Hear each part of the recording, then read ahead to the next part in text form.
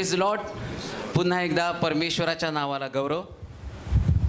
मुझे रख दिया छाव में, खुद जलते रहे धूप में, मैंने देखा है एक ऐसा फरिश्ता अपने पिता के रूप में. बेमतलब की इस दुनिया में वही हमारी शान है, किसी शख्स के वजूद की पिता ही पहली पहचान है. सर्व जे फादर्स आहे, सर्व पितांना आज फादर्स डेच्या मनपूर्वक शुभेच्छा.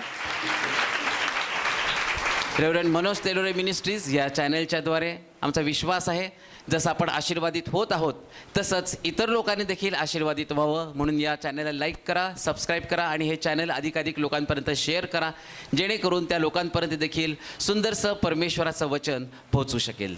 त्या ठिकाणामध्ये एक व्हॉट्सअप नंबर दिलेला आहे. त्या व्हॉट्सअप नंबरवर तुम्ही तुमच्या विनंत्या त्या ठिकाणामध्ये सांगू शकता. त्याचप्रमाणे त्या व्हॉट्सअप नंबरवर तुमच्या जीवनामध्ये जर काही साक्ष घडली असेल तर तुम्ही साक्ष देखील त्या व्हॉट्सअप नंबरवर तुम्ही नक्कीच शेअर करू शकता.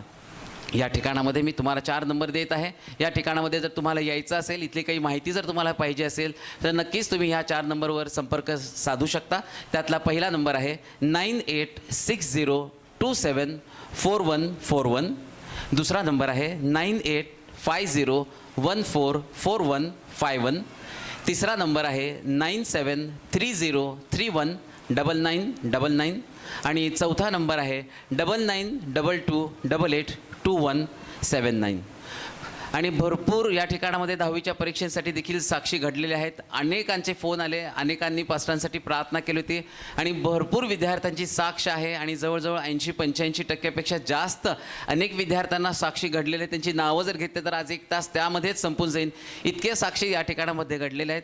त्याचप्रमाणे नगर या ठिकाणातून बहीण शलाका खंडागळे हिने देखील पास्टरांकडनं प्रार्थना करून घेतली होती आणि परमेश्वर जो आहे तो आपल्या लेकरांना कधीच खाली पडू देत नाही. तर तिला मॅथ्समध्ये 10वीच्या परीक्षेमध्ये 100 पैकी 100 म्हणजे 100 आउट ऑफ 100 पडलेले आहेत आणि महाराष्ट्रामध्ये पहिल्या 5 मध्ये ती 95% पेक्षा जास्त मार्क्स मिळवलेले आहेत. म्हणून सर्व गौरव आपण परमेश्वराला देणार आहोत. एका बहिणीने पास्टरांना फोन केला होता आणि त्यांनी सांगितलं होतं की त्यांचे जे पती आहेत त्यांना अचानक पॅरालिसिसचा त्रास होत होता, ते चालू शकत नव्हते आणि पास्टरांनी त्यांच्या पतीसाठी प्रार्थना केली आणि त्यांनी मागील आठवड्यात व्हिडिओ देखील पाठवला की प्रार्थनेच्या द्वारे परमेश्वराने त्या ठिकाणामध्ये कार्य केलं आणि ते आता उठून चालू लागत आहेत. त्यांनी चालत असलेला व्हिडिओ देखील पाठवलेला आहे. म्हणून सर्व गौरव आपण परमेश्वराला देणार आहोत. एका बहिणीचा पास्टरांना फोन आला होता आणि त्यांच्या मुलीच्या लग्नासाठी त्यांनी प्रार्थना करायला सांगितली होती. बरेच दिवस त्यांच्या मुलीचं लग्न जमत नव्हतं आणि पास्टरांना प्रार्थना त्या ठिकाणामध्ये त्यांनी त्या मुलीसाठी केली. त्यांनी देखील विश्वास ठेवला आणि परमेश्वराने त्या देखील क्षेत्रामध्ये अद्भुत कार्य केलं आणि 17 जूनला म्हणजे परवा दिवशीच्या 17 जूनला त्या मुलीचं लग्न देखील झालं. म्हणून आपण सर्व गौरव परमेश्वराला देणार आहोत. एका बहिणीने पास्टरांना फोन केला होता, त्यांचं कोर्टाचं काम होतं. त्या बहिणीकडे पैसे अजिबात नव्हते आणि त्यांचे पती त्या ठिकाणामध्ये पैसे देणार होते, पण त्यांचे पती बरेच दिवसापासून पैसे त्यांना देत नव्हते आणि त्यांनी सांगितलं पास्टरांना की पास्टर या तारखेला तरी माझ्या पतीने पैसे द्यावं, कारण माझ्या मुलीची शाळेचे ॲडमिशन आहे, फी भरायचे, बरेच खर्च मला आहेत. आणि पास्टरांनी त्या बहिणीसाठी प्रार्थना केली त्यांच्या कोर्टाच्या तारखेसाठी आणि ज्यावेळेस त्यांची कोर्टाची तारीख होती त्यावेळेस परमेश्वराने त्या ठिकाणामध्ये त्यांच्या पतीच्या जीवनात देखील कार्य केलं आणि त्या तारखेला त्यांनी येऊन त्यांना पैसे दिले. म्हणून सर्व गौरव आपण परमेश्वराला देणार आहोत. तो अद्भुत परमेश्वर या ठिकाणामध्ये आहे आणि यावेळेस आपले पास्टर वचन घेऊन येत असताना आपण जोरदार टाळ्याने त्यांचं स्वागत करूया. तर काही नातेसंबंध आणि त्या नातेसंबंधानं देवाचं असणारं मत समजून घेणं गरजेचं आहे. कुठलीच नाती देवानं अशीच निर्माण केली नाही आणि आम्हाला माहिती की आज जगामध्ये फादर्स डे किंवा पितृदिन, पित्र नाही बरं का, पितृदिन म्हणून त्याच्याकडे पाहत आहे, फादर्स डे म्हणून. आणि मग नेमकं देव या नात्या संबंधानं कशा पद्धतीने पाहत आहे. जरा मी प्रभूची प्रार्थना पाहिली तर त्या प्रभूच्या प्रार्थनेची सुरुवात करतानाच म्हटलं की हे आमच्या स्वर्गातील बापा. म्हणजे प्रार्थनेची सुरुवात करतानाच येशूनं आपलं पित्याबरोबरचं नातं मजबूत केलेलं आहे. हा पिता आहे आणि सृष्टी निर्माण करत असताना पित्यानं तेच अंतःकरण, आदाम आणि हवा निर्माण करताना त्याच्याकडे तेच अंतःकरण आहे. लक्षात ठेवा, लेकरं माणूस कधी जन्माला घालतं ज्यावेळेस पित्याचं अंतःकरण तयार होतं त्यावेळेस. आताच्या दिवसामध्ये जर तुम्ही बघितलं तर जोपर्यंत लेकरांची जबाबदारी पार पाडता येत नाही तोपर्यंत कोणी आई वडील होत नाही. लग्न होतं पण ते म्हणतात नाही मी प्लॅनिंग केलं मग 5 वर्षानं 7 वर्षानं आम्ही आई आणि बाबा बनणार आहोत, तोपर्यंत आम्ही लेकर होऊ देणार नाही. म्हणजे प्लॅनिंग आहे त्यांच्याकडं. जग निर्माण करताना आम्ही पाहतो की 6 दिवसामध्ये सगळं जग निर्माण देवानं केलं आणि मग 6व्या दिवशी शेवटच्या दिवशी त्यानं आदाम निर्माण केला आणि मग हवा निर्माण केली. म्हणजे देवानं सुद्धा प्लॅनिंग करून बापाचं कर्तव्य पार पाडलं. आधी सगळी प्रोव्हिजन, मग त्यानं ती आदाम आणि हवा जन्माला घातली किंवा त्यांना अस्तित्वात आणलं. परंतु हे जे नातं आहे ना बापाचं, कित्येक वेळा या नात्याकडं एक आत्मिक नजर जर आमच्याकडे नसेल तर आमच्या जीवनातले पुष्कळ आशीर्वाद आमच्यातनं निघून जातात. लक्षात ठेवा, प्रत्येक नात्यामध्ये आशीर्वाद आहेत. देवाकडनं जर आम्हाला आशीर्वाद पाहिजे तर ती जी आमची नाती आहेत त्या नात्याकडं आमचं लक्ष लागणं फार गरजेचं आहे. आणि बाप ही जी संज्ञा पवित्र शास्त्रामध्ये सांगितली, देवानं स्वतःला सगळ्याचं बाप बनवलेलं आहे. आणि पृथ्वी तलावर सुद्धा तो म्हणतो अब्राम विश्वासणाऱ्यांचा बाप असेल. म्हणजे सर्वोच्च जागा जर कोणती असेल तर बापाला आहे. हे आमच्या स्वर्गातील बापा म्हणजे येशू सुद्धा आपल्या बापाला सर्वोच्च जागा देत आहे. म्हणून बाप ही जी गोष्ट आहे ना, ज्याच्याकडे आमच्याकडे आक्षेप आहेत, ज्यांच्या संबंधी आमच्याकडे कुरबुरी आहेत, ज्यांच्याकडे पाहिल्यानंतर आम्हाला असं वाटतं की कुठेतरी तो बाप कमी पडलेला आहे, त्याने त्याचं कर्तव्य पार पडलं नाही, आमच्या गरजा पूर्ण केल्या नाहीत, किंवा काही लेकरांना असं वाटतं की आमचा बाप आमच्यावरती अन्याय करत आहे. पुष्कळ लेकरांना असं वाटलं की आमचा बाप आमच्यावरती बॉदरेशन आणत आहे, आमच्यावरती प्रभाव टाकत आहे आणि तो आमच्या इच्छा, आमच्या भावना आणि आमच्यावरती शिस्तीचा बडगा उचलत आहे आणि त्याच्यामुळे लेकरं डिस्टर्ब असतात आणि त्यांना असं वाटतं की बाप नको आहे. पण ज्या दिवशी तुम्ही बाप होता ना, त्याच तुम्हाला बाप म्हणजे काय कळतं. तोपर्यंत तुम्हाला कळत नाही. बाप व्हावं लागतं त्याच्यासाठी. पण आज जी गोष्ट मी तुम्हाला सांगणार आहे देवाच्या वचनातनं, बाप ही घराची शोभा आहे असं वचनामध्ये आहे. किती पण घर तुमचं भारी असू द्या, पण बाप घराची शोभा असं म्हटलेलं आहे. मला वाटतं वचन वाचू म्हणजे ते तुम्हाला समजेल. नीतिसूत्राचं पुस्तक, टायटलच द्या माझ्या घराची शोभा माझा बाप. हा, टायटल सुंदर देऊन टाका, माझ्या घराची शोभा माझा, आणि तुमच्या वहीत लिहून ठेवा बरं का. कधी तुमचं डोकं फिरलं तर ते वाचा. हा, नीतिसूत्र 17 अध्याय 6 वचन वाचा पटकन. पुत्र पौत्र वृद्धांचा मुकुट होत, मुलांची शोभा त्यांचे वडील होत. कोण मुलांची शोभा? कोण आहे? त्यांचे वडील. बायको नाही बरं का. हालेलुया. बायबल सांगतं. काय सांगते बायबल? पुत्र पौत्र वृद्धांचा मुकुट होत. पुत्र पौत्र वृद्धांचा मुकुट होत. म्हणजे जसं आई वडिलाला भूषण वाटतं की माझी लेकरं हे माझा मुकुट आहे, देवानं लेकरांना सुद्धा आई वडिलांचा मुकुट बनवलेला आहे. म्हणजे तुमची लेकरं तुमच्यासाठी सन्मानाचा मुकुट. टायटल त्याचं ज्यावेळेस त्या ह्याची प्रस्तावना करतो ना हा नीतिसूत्र लिहिणारा शलमोन, आणि तो म्हणतो काय माहिती का, लेकरं आई वडिलांच्या डोक्यावरचा मुकुट आहे. म्हणजे लेकरांचं कर्तव्य काय माहिती का, बापाचा आईचा सन्मान राखणं. मुकुट राखणं म्हणजे त्यांच्या डोक्यावरती मानाचा तुरा तुम्ही बसलं पाहिजे. असं तुमचं वर्तन, असं तुमचं जीवन की ज्याच्याद्वारे तुमच्या बापाला ताठ मानेनं, उंच मानेनं जगता आलं पाहिजे. तुम्ही त्यांचा मुकुट आहात. राजाच्या डोक्यावर जो मुकुट असतो ना, तो मुकुट त्याचा अभिमान आहे, तो दाखवतो माझा सन्मान. ज्या दिवशी राजाच्या डोक्यावरचा मुकुट जातो ना, त्या दिवशी राजाचं राजपद निघून जातं. ऐका, लेकरं ज्यावेळेस आई बापाचा सन्मान करण्याचं विसरून जातं, याचा अर्थ त्याचं बाप पण त्यानं रदबदल करून टाकलेला आहे. बापाच्या डोक्याचा मुकुट तुम्ही आहात. तुमचा बाप देवानं त्याला सर्वोच्च जागा दिलेली आहे. म्हणून लक्षात घ्या, कधी सुद्धा तुम्हाला तुमचं डोकं तोपर्यंत वापरता येणार नाही जोपर्यंत तुम्ही बाप बनत नाही. तुमचं डोकं तोपर्यंत नाही वापरायचं कधी. ते पण तुमच्या बापापुढे नाही वापरायचं, तुमच्या लेकरांपुढे वापरावं लागेल. बाप तो बापच आहे, किती पण काय झालं तर तो बापच आहे शेवटी.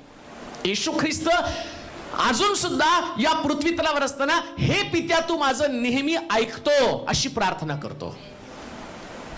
आणि तो पित्याला विनंती करतो प्रत्येक गोष्टीसाठी. ज्यावेळेस भाकरी हातामध्ये घेतल्या डोंगरावरती असताना असं लिहिलं, स्वर्गाकडे पाहून त्यानं ती भाकर तो प्याला, ते मासे आशीर्वादित केले आणि मग त्यानं त्या ठिकाणामध्ये लोकांमध्ये वाटले. कान देऊ नाही का? बापाला देवानं एवढी मोठी जागा दिली की ज्यावेळेस तुम्ही तुमचं जे उत्पन्न आहे आणि तुमच्या बापाकडे पहिल्यांदा घेऊन गेलं पाहिजे आणि तुमचा बाप जास्त त्या उत्पन्नाला आशीर्वाद देतो तर या जगामध्ये तुम्हाला सन्मान प्राप्त होतो. ज्याला आपल्या बापाचं सन्मान नाही, पवित्र शास्त्र सांगतं देव त्याचा सन्मान कधीच करू शकत नाही. तुमच्या घराची शोभा, तुमच्या परिवाराचं आणि जर भूषण काय असेल तर तुमचा बाप, ते तुमच्या परिवाराचं भूषण आहे. तुम्हाला सुद्धा वाटतं नाही का? आता सूरजनी बऱ्याच गोष्टी सांगितल्या. बाप नाही तर अजून काय म्हटलं, डायलॉग काय होता माझा, बोलून दाखव बाबा. जोरात त्याचा डायलॉग होता.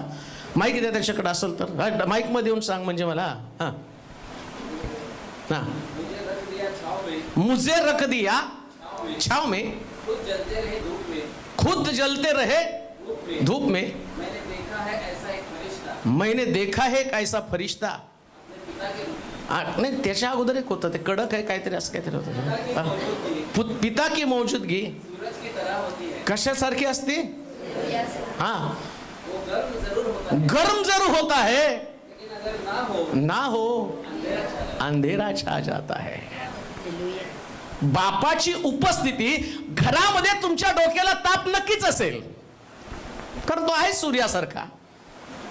गरमी तर लागणार, बाप नाही. तुमचा बाप काय पाणी आहे का थंड थंड वाटायला? आणि थंड बाप काही उपयोगाचे पण नाहीत बरं का. कारण बायबल काय सांगतं माहितीये का? असा कोणता बाप आहे जो आपल्या मुलाला छडी, त्याचं डोकं गरम असलंच पाहिजे. म्हणून माझं डोकं 12 महिने गरम असतं. कारण मला माहिती मी असलो तर तुम्हाला ताप आहे आणि नसलो तरी तुम्हाला ताप आहे. मग त्यापेक्षा असणंच चांगली गोष्ट आहे ना. हे बायबल सांगतं.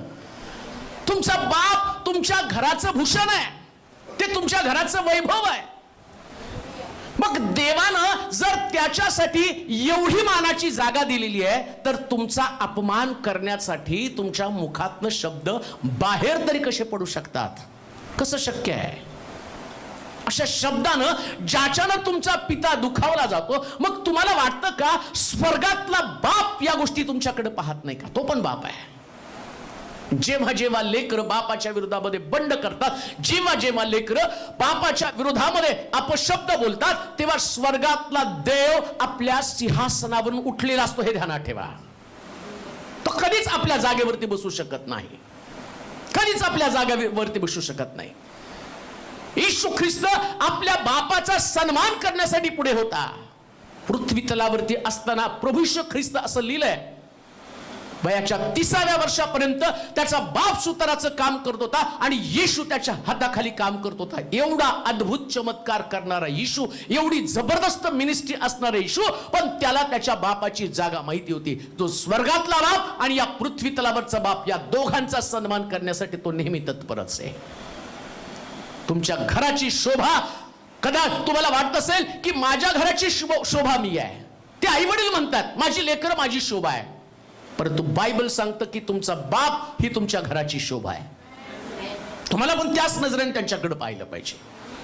कदाचित तुमच्या नजरेमध्ये त्यांचं स्थान गौण असेल, मला तुमच्या नजरेचं घेणं देणं नाही. जे बिब्लिकल आहे, जे बायबल आहे, आणि त्या बायबल प्रमाणे त्या ठिकाणी असं सांगितलेलं आहे की तुमचा बाप, वाचा बरं काय म्हटलंय? पुत्र पौत्र वृद्धांचा मुकुट होत, वृद्धांचा मुकुट होत, मुलांची शोभा, मुलांची शोभा, त्यांचे वडील होत. कोण शोभा आहे? वडील. वडील. मला माहिती की एखाद्या परिवाराला ज्यावेळेस कुठंतरी कार्यक्रमाला बोलवलं जातं ना, ते काय करतात माहिती का? कार्यक्रमाला गेल्यावर ते पत्नीला तयार करतात छानपैकी, मग त्यांची कार असते, मग त्यांचे दागिने असतात, मग त्यांची स्वतःचे कपडे, सगळी स्टाईल करून ते म्हणतात चांगली कार मी घेऊन जाईल ना तर लोकांना वाटेल की हा फार इम्प्रेशन पाडणारा व्यक्ती आहे. पण शास्त्र काय सांगतं माहिती का? तुमच्या पत्नीला तुम्हाला न्यावंच लागेल, कारण ते तुमचं हाडच आहे.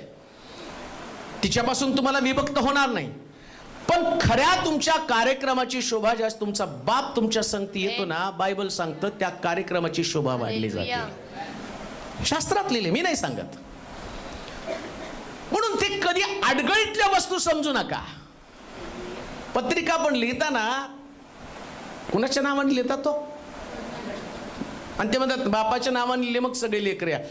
म्हणजे जगाला पण कळलेलं आहे हे चालवणारा व्यक्ती कोण आहे, स्वर्गातला देव आहे, आणि त्यानं त्याला ती जागा दिलेली आहे. म्हणून लक्षात ठेवा लेकरांनो, किती तुमचं मन तुम्हाला सांगत असेल तर तुम्ही आशीर्वादापासून वंचित राहावं, आणि आम्ही पाहतो की तुमचे आशीर्वाद तुमच्यापासून निघून जावेत. आशीर्वाद देणारा देव आहे, आणि ज्यास देव तुमच्याकडे पाहतो ना त्यास तो आपल्या संततीला बापाच्या द्वारेच आशीर्वाद देत असतो. म्हणून तर आम्ही पाहतो की ज्यावेळेस एसाव आणि याकोब, इसाक म्हातारा झाल्यावर रिबेका त्याला काय म्हणते माहिती का, याकोबाला, अरे बाबा तुझा बाप आता एसावाला आशीर्वाद देणारे माझ्या लक्षात आलेले आहे, आणि तू काय कर तर तुझ्या बापाला जे आवडतं तो एक याकोब जो आहे आणि एसाव जो आहे तो रानामध्ये हरणाची पारद करण्यासाठी गेलेला आहे. का तर तुझ्या बापानं आणि त्याला असं सांगितलं की बाबा मला एक सुंदर हरण पकडून आण आणि त्या हरणाचं मांस खायला घाल. आता तुझा भाऊ एसाव काय करणार आहे, रानातनं पारद करून येईल आणि पकवान बनेल आणि तुझा बाप त्याला आशीर्वाद देईल. पण मला असं वाटतं तू माझा लाडका मुलगा आहे, आणि देवानं मला सांगितलं होतं, मी आणि गरोदर होते त्यावेळेसच देवानं मला सांगितलं होतं की आणि लहान आज जो धाकटा मोठा आहे तो धाकट्याची सेवा करेल, आणि आता तो समय आलाय. तुझ्या बापानं, लक्षात घ्या, देवानं आशीर्वाद दिला होता, पण बाप आशीर्वाद देत नाही तोपर्यंत येऊ शकत नाही. देवानं दिलाच होता आशीर्वाद. मग याकोबाला काय आशीर्वादाची गरज होती, पण त्याची आई सांगते देवाचे आशीर्वाद बापाच्या माध्यमातून येतात. जर बापाला दुर्लक्षित केलं तर तुमचे आशीर्वाद तिथंच अडले जातात. म्हणून एक गोष्ट ध्यानात ठेवा, जेवढा तुमचा बाप तुम्हाला दुआ देईल तेवढं तिकडं स्वर्गातल्या बापाचं अंतःकरण तुमच्यासाठी उघडलं जाईल. म्हणून शास्त्र सांगतं की तुमचं गौरव काय असेल, तुमचा सन्मान काय असेल, घराचं गौरव काय असेल तर तुमचा बाप आहे. आणि म्हणून बापाला कधीच दुःखी, तुमचा बाप रडणं हे तुमच्यासाठी फार धोक्याचा इशारा आहे. ज्या दिवशी तुमचा बाप रडतो ना तो दिवस तुमच्यासाठी एक शोकांतिका बनण्याची शक्यता आहे. शक्यता नाही, मी 100% बनतो, कारण देव त्याच्या वचनाला बांधलेला आहे. देव त्याच्या वचनाला बांधलेला आहे. जरी याकोबानं आपल्या बापाला फसवलं, देवाला माहिती त्यानं त्याला फसवलेलं आहे, मग तरी देवानं त्या याकोबाला का आशीर्वाद दिला, कारण देव बापाच्या शब्दाचा सन्मान करतो. बापाच्या शब्दाचा सन्मान त्याने केला. इसाकानं आशीर्वाद दिला याकोबाला, देवाला माहिती होतं की तो याकोबच आहे, मग तो फसवून आशीर्वाद घेत आहे, मग तरी देवाने त्याला आशीर्वादित केलं का, कारण त्याला माहितीये जसा मी बाप आहे तसा हा इसाक पण बाप आहे. आणि बापाच्या शब्दाची किंमत देव करतो. मग तुम्हाला एक विशेष प्रकारे किती बापाच्या शब्दाची किंमत करावी लागेल. बापाच्या शब्दाची देव करत आहे, ती किंमत करत आहे. म्हणून तुमच्या घराची शोभा काय असेल तर बायबल सांगतं की त्या ठिकाणामध्ये तुमचा बाप आहे. मला वाटतं इफिस्कराचं पत्र 6 अध्याय 2 वचन जे आपण मायवारला पण वाचलं, पण आपण परत वाचूया ते वचन. आपला बाप व आपली आई यांचा मान राख यासाठी की तुझे कल्याण व्हावे. हा पा शास्त्रात सांगितलं पहिलं कुणाला दर्जा दिला हो, आपला बाप. कुणाला हो, बाप. पण आमच्याकडे उलट घडलं, पहिले मदर डे येतो, मग कोणतरी गडबड केली बरं का, ते बघायला पाहिजे कोण आहे ते. पहिले कोण आहे बाप. आता आपण ती प्रथा पाडली तर आपल्याला लोक वेड्यात काढतील, पण शास्त्रामध्ये काय म्हटलंय त्याला, आपला बाप. परत निर्गमाच्या पुस्तकाच्या 20व्या अध्यायामध्ये जाऊया. निर्गमाचं पुस्तक 20वा अध्याय 3 पासून. माझ्या खेरीज तुला वेगळे देव नसावेत. आपल्यासाठी कोरीव मूर्ती करू नको. वर आकाशातील खाली पृथ्वीवरील व पृथ्वी खालच्या जलातील कशाचीही प्रतिमा करू नकोस. त्यांच्या पाया पडू नकोस किंवा त्याची सेवा करू नकोस. कारण मी तुझा देव परमेश्वर ईर्ष्यावान देव आहे, हो. जे माझा द्वेष करतात माझा द्वेष करतात, त्यांच्या मुलांना तिसऱ्या चौथ्या पिढीपर्यंत वडिलांच्या अन्यायाबद्दल शासन करीतो आणि जे माझ्यावर प्रेम करतात व माझ्या आज्ञा पाळतात अशांच्या हजारो पिढ्यांवर मी दया करतो. तुझा देव परमेश्वर याचे नाव व्यर्थ घेऊ नकोस, कारण जो परमेश्वराचे नाव व्यर्थ घेईल त्याची तो गय करणार नाही. शब्बात दिवसाची आठवण ठेव, तो पवित्रपणे पाळ. 6 दिवस श्रम करून आपले सर्व कामकाज कर. पण 7वा दिवस तुझा देव परमेश्वर याचा शब्बात आहे म्हणून त्या दिवशी कोणतेही कामकाज करू नकोस. तू, तुझा मुलगा, तुझी मुलगी, तुझा दास, तुझी दासी, तुझी गुरेढोरे व तुझ्या वेशीच्या आत असलेला उपरी यांनी करू नये. कारण 6 दिवसात परमेश्वराने आकाश पृथ्वी समुद्र व त्यातील सर्व काही निर्माण केले. विसावा घेतला म्हणून परमेश्वराने शब्बात दिवस आशीर्वाद देऊन पवित्र केला. आपल्या बापाचा काय तिथं पण आपल्या बापाचा म्हणजे सुरुवात कोणापासून आहे? पहिलं निर्माण कोण केलं? आदम. पहिले कोण निर्माण केलं? जग कोणी निर्माण केलं? बापानं. म्हणजे निर्मिती मधलं पहिली गोष्ट जर कोणती असेल तर बाप. आमेन. मग आता मला तुम्हाला सांगू द्या, मोठ्या मुलावर पण आई बापाचं जास्त प्रेम असतं, कारण ते पहिला मुलगा असतो. आता तिकडं पण आपण उलट शेंडी फळातलं ते शेंडी फळ एवढं वाया जातं की विचारायला नको, नाही का? शेंडी फळ. आणि बघा बायबलमध्ये पण दिलं, ज्येष्ठ मुलाला, जो पहिला मुलगा आहे ना, त्या पहिल्या मुलाला जास्त आशीर्वाद असतात, दुप्पट आशीर्वाद असतात ज्येष्ठाला. मग देवाचं सूत्र सगळं वेगळं आहे. ज्यास देवानं ज्येष्ठपणाला एवढं महत्व दिलं, तर देवाच्या दृष्टिकोनातनं ज्येष्ठ कोण आहे? निर्मितीमधला, नात्यांमधला सगळ्यात ज्येष्ठ कोण असेल तर बाप आहे. आणि पहिल्या निर्मिती संबंधानं देवाचं अंतःकरण अतिशय भावुक आहे, सेन्सिटिव्ह आहे. त्यास देव या निर्मितीकडे म्हणजे वडिलांकडे बघतो की ज्यानं लेकरांना जन्म घातलेला आहे, आणि त्याच्या संबंधानं देवानं आज्ञा काय दिली? तो आपला बाप व आपली आई याचा सन्मान कर. कान देऊ नाही का? आईंसाठी मला सांगणं आहे, कधीच लेकरांना बापाच्या विरोधात भडकवू नका. तुमचा घडीभरचा खेळ होईल, पण तुमचे लेकरं मोठ्या आशीर्वादापासून वंचित होतील. फार मोठे आशीर्वाद तुम्ही जे शिकवता ना, जे संस्कार त्यांच्यावरती करता, देवाच्या वचनाच्या विरोधात जाऊन करू नका. देव या गोष्टीला कधीच परमिशन देऊ शकत नाही. त्याने सांगितलं आपल्या बापाचा सन्मान कर. म्हणजे बापाचा सन्मान करणं लेकरांचं कर्तव्य आहे. आणि का करायचं माहिती का? तो म्हणतो, जो माझ्या आज्ञा पाळील, किती पिढ्यांवर? हजारो पिढ्यांवर काय करेल? मी दया करीन. काय करेल? दया करीन. समजा तुमची लेकरं, जर तुमची लेकरं बापाच्या विरोधामध्ये शब्द बोलत आहेत, कधी कधी लेकरं बोलतात, त्या आईला त्याचं कौतुक वाटतं आणि तिला वाटतं की लेकरं माझ्या बाजूने आहेत. अहो, ती देवाच्या विरोधात गेलं हे बघा. तुमच्या बाजूने किंवा त्या बापाच्या बाजूने, लेकरांनी नेहमी बापाच्या बाजूने असलंच पाहिजे. याचा अर्थ मी असं म्हणत नाही की त्याने आईच्या विरोधामध्ये जावं, पण जे बिब्लिकल आहे, जे शास्त्रशुद्ध आहे, जे देवाच्या वचनामध्ये सांगितलं, आणि त्याच्यामध्ये काय म्हटलं? जर तुमची लेकरं पिढ्यानपिढ्या आशीर्वादित व्हावीत. दुसऱ्या भाषेमध्ये मी सांगेल, आज जर तुम्ही तुमच्या बापाचा सन्मान करत नाही, तर तुमची पिढी तुमचा सन्मान कसा करणार आहे? जे पेराल ते कापणी तुम्हीच करणार आहात. जे अधर्माची पेरणी करतील ते दुःखाची कापणी करतील. असं नाही होऊ शकत की तुम्ही तुमच्या बापाचा अपमान केला मग तुमची लेकरं तुमचा सन्मान करतील. कशी करेल? तिथं शास्त्रात लिहिलं, पिढ्यानपिढ्या, हजारो पिढ्या तुम्ही दुःख भोगाल. हजारो पिढ्या तुमच्या शापित बनून जातील. हजारो पिढ्या देवाचा अनुग्रह तुमच्या घरातून निघून जाईल. एकच काम आमचं करणं की देवाच्या वचनामध्ये सांगितलं की त्या ठिकाणामध्ये आमच्या बापाचा आम्ही सन्मान करावा. आणि मग इपिस्कराच्या पत्रामध्ये काय म्हटलं? आता वाचा बरं. आपला बाप व आपली आई यांचा मान राख यासाठी की. कशासाठी मान राखायचा? तुझे कल्याण व्हावे. इतकं सोपं आणि स्वच्छ सांगितलं. जर या जगामध्ये तुमचं कल्याण व्हायला पाहिजे, देवापासूनचे आशीर्वाद तुम्हाला मिळायला पाहिजे. कल्याण होण्यासाठी ना तुमचं करिअर तुम्हाला मदत करणार, ना तुमची बुद्धी, ना तुमची ओळख, ना तुमचं आणि चांगुलपण, ना तुमचा दानधर्म तुम्हाला मदत करणार आहे. पण देवाच्या आज्ञेचं पालन करून तुमच्या बापाचा तुम्ही रिस्पेक्ट केला, मला तुम्हाला सांगू द्या, या पृथ्वी तलावर देव तुम्हाला सर्वोच्च जागा देईल. सर्वोच्च जागा.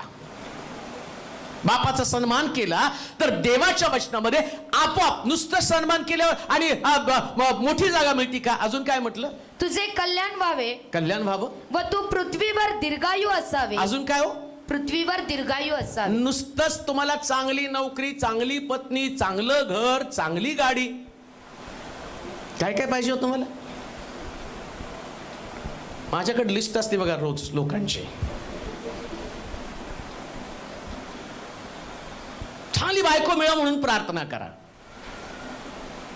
तिने माझं ऐकलं पाहिजे, आई वडिलांची सेवा केली पाहिजे. ते ब्रॅकेटमध्ये असतं बरं, आई वडिलांची सेवा केली पाहिजे.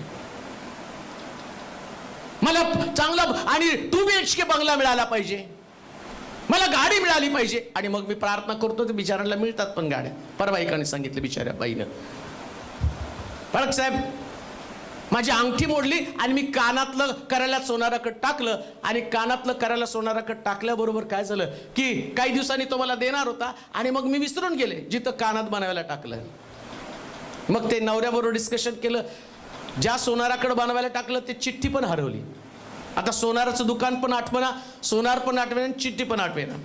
आणि मग ती उठली, सगळे दुकानं फिरायला गेली. मी तुमच्याकडे टाकलं, कोण तयार होतो मी टाकलं म्हणून सांगायला? कोण तयार होतं? कोणच होत नाही. मग ते म्हटले आता शेवटचा प्रयत्न म्हणून मी जाण्याच्या अगोदर आज शेवटच्या काही दुकानांमध्ये जाणारे पळकसाहेब प्रार्थना करा की ते माझं आणि ते दुकान सापडावं आणि त्या व्यक्तीने कबूल पण व्हावं की ते अंगठी तुमची मी कानातलं तुमचं मी घेतलेलं आहे आणि मी बनवत आहे आणि माझे पैसे पण त्या ठिकाणामध्ये गुंतलेले आहेत. आणि मग प्रार्थना केली गेली आणि संध्याकाळी फोन आला, सोनार पण सापडला, कानातलं पण सापडलं, देवानं देऊन टाकलं.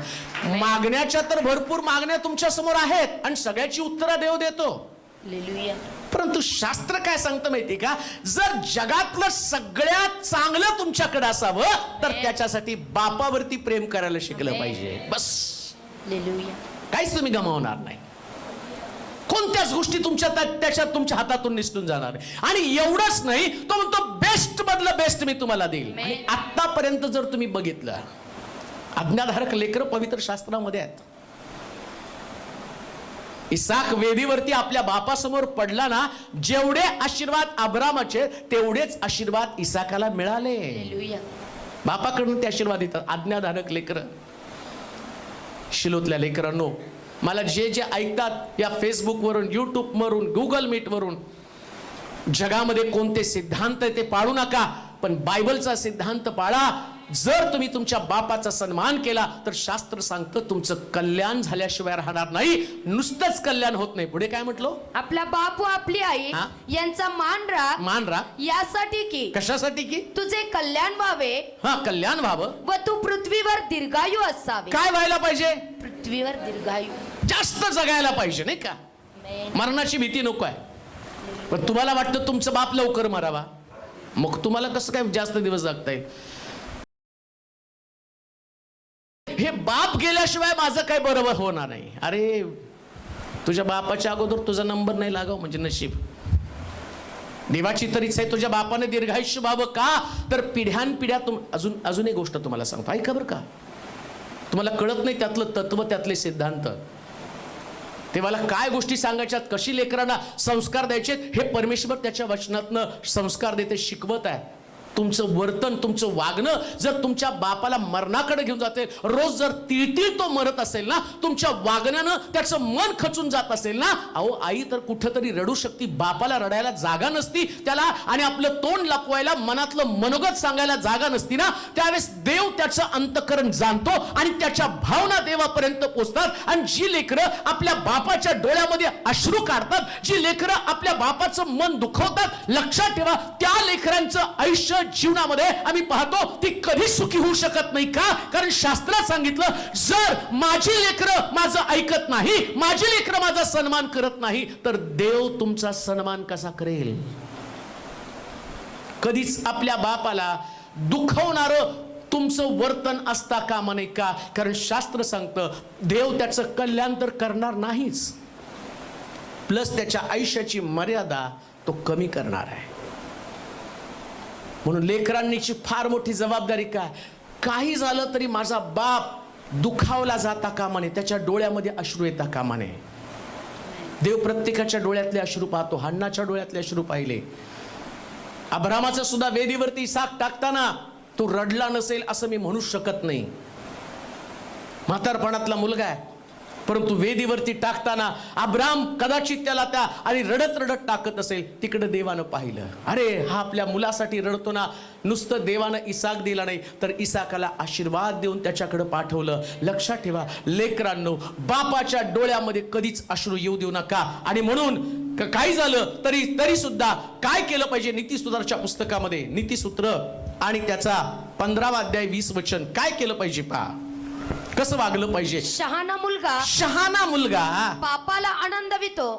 काय केलं पाहिजे हो? बापाला आनंद पाहिजे. ठीक आहे, कशाने आनंद होणार आहे? शहाणपणा केला पाहिजे ना.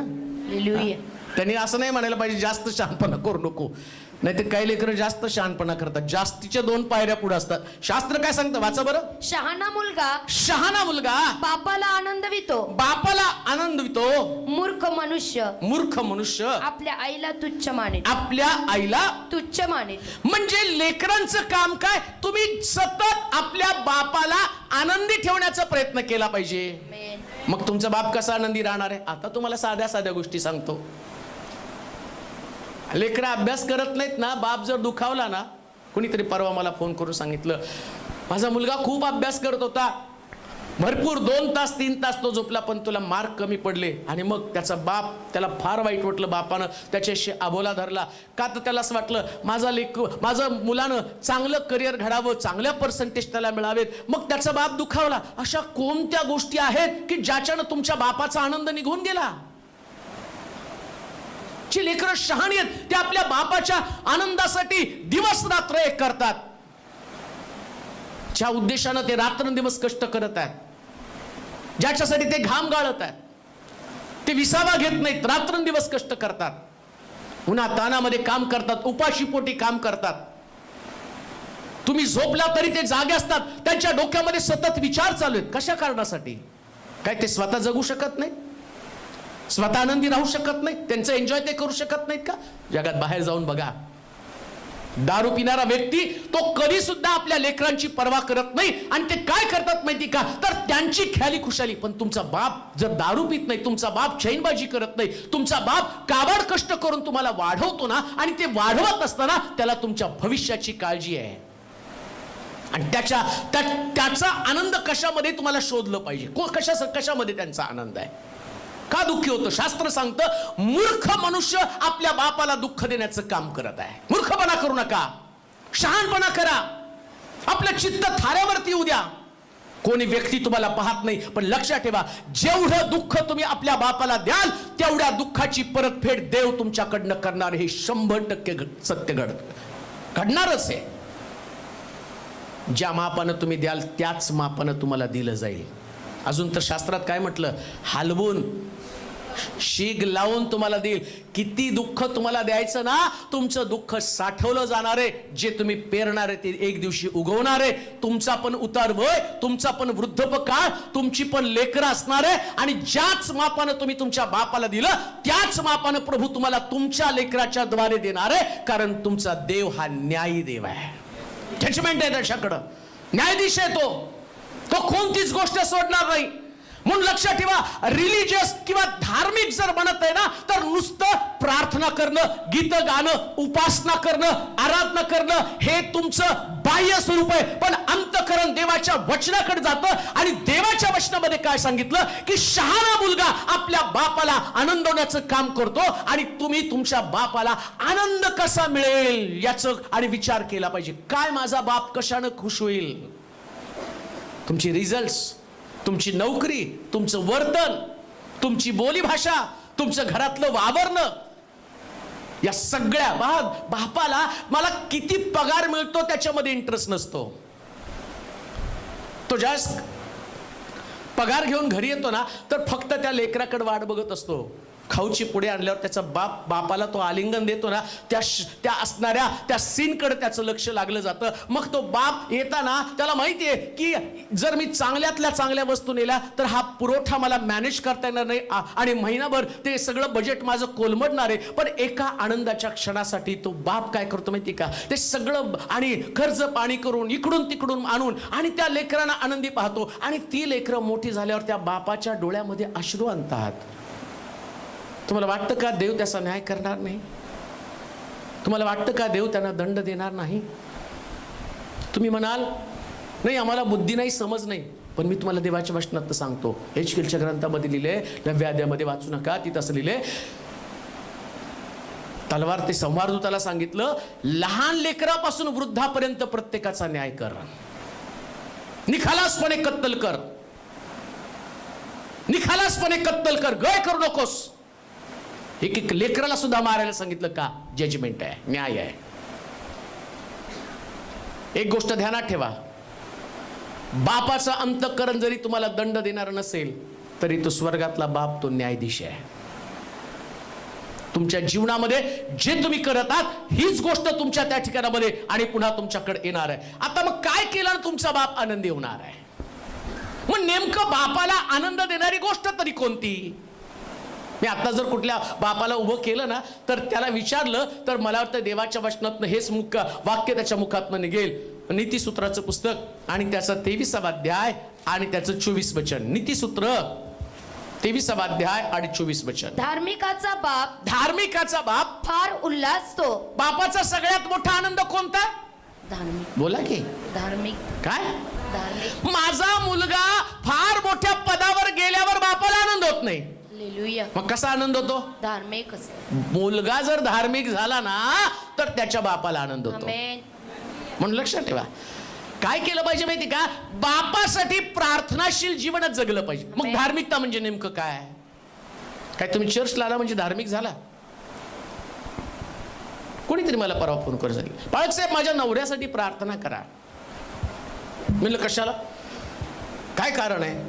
माझा नवरा चर्चला जातो, सकाळी उठून बायबल वाचतो, त्याच्यानंतर प्रबोधन घेतो, प्रार्थना तो एवढी सुंदर करतो आणि वेळ मिळाला की सुवार्ता पण सांगतो. मग तुझ्या नवऱ्याला प्रार्थनेची गरज काय? तो खूप धार्मिक आहे, मग प्रार्थनेची गरज काय? हो पण तो दारू पिऊन येतो. मी म्हटलं तुला कोणी सांगितलं मग तुझा नवरा धार्मिक आहे? नाही मी तेच, अरे मला हे सांगू नको ना, माझा नवरा दारू पितोय हे बाकीचं सगळं झिरो झालं. हे सगळं झिरो आहे. तू प्रार्थना करतो, तो सुवार्ता सांगतो, तो आणि बायबल वाचन करतो, तो चर्चला जातो, मग ही धार्मिकता नाही. धार्मिकता हे आचरण आहे आणि धार्मिकता म्हणजे देवाच्या वचनाप्रमाणे चालणं, त्याला धार्मिकता म्हटलेलं आहे. मग धार्मिकाचा बाप उल्हासतो म्हणजे काय? तर धार्मिक लेकरं देवाच्या वचनानुसार जीवन जगतात. धार्मिक लेकरांनी काय केलं पाहिजे? देवाच्या वचनानुसार त्यांनी जीवन जगलं पाहिजे. ही धार्मिक बापाची आणि बापाची अपेक्षा आहे. तुम्ही तुमच्या बापाला फार पैसा कमवून आणून द्यावं ही बापाची कधीच अपेक्षा नाही. तुमचा बाप तर तुम्हाला मरेपर्यंत सांभाळायला तयार असतो. परवा मी पाहिलं, एक फोटो बघितला, फेसबुकवरती टाकला आणि त्या फेसबुकच्या फोटोवरती ते पाहिल्यावर मी म्हटलं कसला फोटो आहे हा बघावं. तर एक म्हातारा, त्या म्हातारानं त्याच्या सायकलला टायर नाही, त्याचे टायर गेलेले होते आणि मग त्यांनी चिंध्या बांधून बांधून तो टायर जो आहे ना आणि तसाच त्या टायरला आणि चिंध्या बांधून बांधून सायकलचा आणि सगळं खराब झालेले, रिम खराब झालेली आणि टायर खराब झालेले, सगळीकडे चिंध्या बांधलेल्या आहेत. म्हटलं हा म्हणतोय तरी काय म्हणून त्याचं ऐकायला गेलो आणि जवळजवळ मला वाटतं 75 ते 80 वर्षाचा तो म्हातारा आणि पाठीमागं त्या सायकलच्या कॅरियरवरती एक लाकडाची मुळी होती आणि त्याला विचारलं हे सगळं तू करतो कशासाठी? तो म्हणतो मला माझ्या लेकरांना जिवंत ठेवायचं. आता तो 85 वर्षाचा म्हातारा, तो त्या आपल्या लेकरांची काळजी करतो. मग त्याची लेकरं एवढी धडधाकट, ती साधी बापाला सायकल पण घेऊ शकत नाहीत. तो चिंध्या लावलेली सायकल चालवतो. हे वास्तविक, हे दृश्य भयानक आहे. पण तरी तो म्हातारा एवढा आवेशाने बोलत होता ना, नाही मला माझा परिवार, माझी लेकरं याची काळजी मला आहे, आणि म्हणून ही लाकडाची मुळी मी माझ्या घराकडे घेऊन जात आहे. कोणताच बाप आपल्या लेकरांकडनं अपेक्षा करत नाही की त्यांनी मला सांभाळावं, पण मरेपर्यंत बापाची अपेक्षा एकच असते, माझा मुलगा, माझी मुलगी धार्मिक असावी. आणि तुमचा बाप तुमच्याकडनं अपेक्षा काय करत आहे, तर माझ्या लेकरांनी धार्मिकतेमध्ये वाढावं. का? कारण बापाला अनुभवानं कळलेलं आहे, धार्मिक निरश्रित झालेला किंवा त्याची संतती भिकेस लागलेली मी पाहिली नाही. हे बापाला माहिती आहे. माझी लेकरं जर धार्मिक राहतील ना, ते कधीच भुक्या आणि भिकारी बनणार नाहीत. ते देवाच्या वचनावर चालतील ना, तर जीवनात कधीच अपयशी होणार नाहीत. परमेश्वराचं लक्ष त्यांच्याकडे आहे. माझ्या लेकरांना सांभाळायला माझा देव समर्थ आहे. म्हणून बापाच्या अंतःकरणामध्ये काय प्रार्थना आहे, काय त्याची अपेक्षा आहे, तो म्हणतो धार्मिकाचा बाप उल्हासतो, त्यानं धार्मिक त्या ठिकाणामध्ये धार्मिकता जोपासावी आणि त्याच्या शहाणं बनावं. अजून मला असं वाटतं नीतिसूत्राचं पुस्तक त्याचा 17वा अध्याय 21 वचन वाचा. नीतिसूत्र 17वा अध्याय. मूर्खाला जन्म देतो, मूर्खाला जन्म देतो तो दुःखाची जोड करीतो. मूर्खाला जन्म देतो तो दुःखाची जोड करीतो. दुःखाची जोड करतो. मूर्खाच्या बापाला आनंद नाही. अजून एक गोष्ट आता सांगतो. जन्म कोणाला घालतात ते पण महत्वाचे. आता बाप, आता लेकर जन्माला घातले, पण आता जे आई वडील होणार आहेत आणि ज्यांच्याकडे लेकरं आहेत, या लेकरांना वाढवताना प्रभू काय सांगतो माहिती का, जर मूर्खाला जन्माला घातलं तर काय होणार आहे, तो दुःखाची जोड करीतो. बोला की जोरात. दुःखाची जोड करीतो. परत वाचा वचन. मूर्खाला जन्म देतो तो, मूर्खाला जन्म देतो तो दुःखाची जोड करीतो. जर तुमची मुलं तुम्ही मूर्ख बनवाल तर तुम्ही स्वतःहून दुःख ओढवून घ्याल. त्याचा मूर्खपणा खपवून घेऊ नका. मूर्खपणा, तुम्हाला कळतं तो मूर्खपणा करायला लागलेला आहे. आणि काय करतो माहिती का, आम्ही लहान आहे ना, कळत नाही, लावा ना 2 चापटी. मला वाटतं एक वचन वाचा, इब्रियोकाचं पत्र 12वा अध्याय 7 वचन. याचं तुम्हाला असं सांगण्यात उपयोग नाही, त्याला एक सपोर्टिंग वचन आपल्याला कळलं पाहिजे. इब्रियोकाचं पत्र 12वा अध्याय 7 वचन.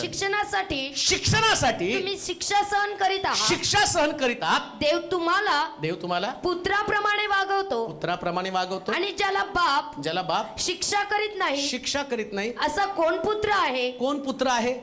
म्हणजे देवाचं सांगणं काय की जर बापच मुलाला शिक्षा करत नाही, त्याचा मूर्खपण खपवून घ्यायला लागला, मुलगा मूर्खपण करतो आणि बाप सहन करतो, तर तुम्ही मूर्खाला जन्माला घातलेला आहे. आणि मूर्खाला जन्माला घातलेला बाप कधी सुद्धा जीवनामध्ये आनंदी राहत नाही. म्हणून तुमची लेकरं ज्या चुकतात ना, त्यांच्या चुकांवर कधी पांघरून घालू नका. त्याच्या मूर्खपणाला तुम्ही सहन करू नका. मूर्खपणा वेळीच त्याच्या लक्षामध्ये आणून द्या. मग तो लहान असेल, मोठा असेल, हे विष आहे. एकदा का आतमध्ये ते विष गेलं ना, तर तो मुलगा त्याच पद्धतीने त्याला आणि जीवनामध्ये जगण्याचा प्रयत्न करतो. असं म्हणू नका. पुढे जाऊन कदाचित ते सुधारतील, पुढे जाऊन नाही सुधरत. तुमच्यासाठी कॉम्प्लिकेशन्स वाढणार आहेत. तुमचं जीवन त्याच्यातलं दुःख वाढणार आहे. ते हाताच्या बाहेर जाणार आहेत. वेळीच आवर घाला. एक अपशब्द त्यानं बाहेरून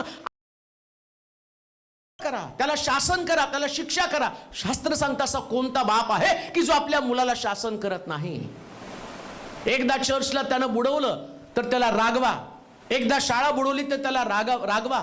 एकदा लबाड बोलला तर त्याला रागवा. 4 लोकांमध्ये कोणाचा अपमान करत असेल तर त्याला रागवा. त्याचं कौतुक करू नका. एखादी शिवी तोंडातनं निघाली तर त्याला रागवा. अपशब्द निघाला तर त्याला रागवा. हे तुमचं कर्तव्य आहे. शासन करावं लागणार आहे, दंड द्यावा लागणार आहे. असं समजू नका की नाही आणि जसं वाढेल तसं तो शहाणा होईल. नाही शहाणी होत.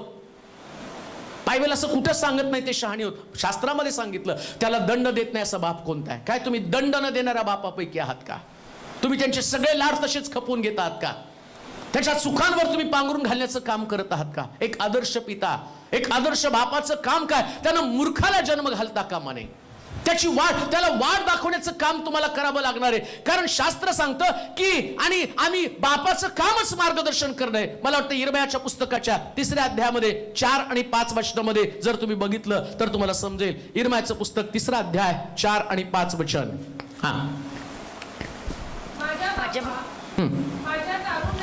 माझ्या बापा माझ्या तारुण्यातील मार्गदर्शक तूच आहेस असे तू आतापासून मला म्हणणार नाहीस का तो नेहमी मनात अडी धरील काय तो सर्व काळ ती ठेवील काय पहा शास्त्र काय सांगतं माहिती का, बापानं नेहमी लेकरांना मार्गदर्शन केलं पाहिजे.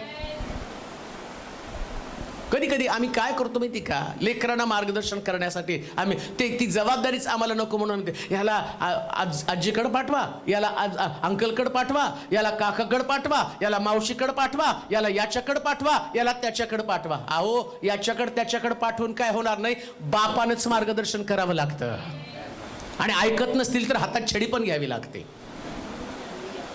कारण जे अंतःकरण तुम्हाला आहे, जे तुमच्या लेकरांचं भवितव्य तुम्हाला घडवता येतं ना, ते ना तुम्ही आणि मी कोणी घडवू शकणार नाही. मला पालक म्हणून सुद्धा जास्त मार्गदर्शन करता येणार नाही जेवढं बापाला मार्गदर्शन करता येणार आहे. कारण तुम्हाला तुमच्या लेकराचा स्वभाव माहिती आहे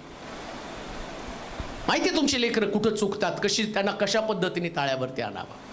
अजून एक गोष्ट सांगतो लेकरांनो, तरुणपणामध्ये मित्रांना मार्गदर्शक बनवू नका, अजिबात मित्रांना मार्गदर्शक बनवू नका. आज तुम्ही पेपर बघितलं तर तुम्हाला कळेल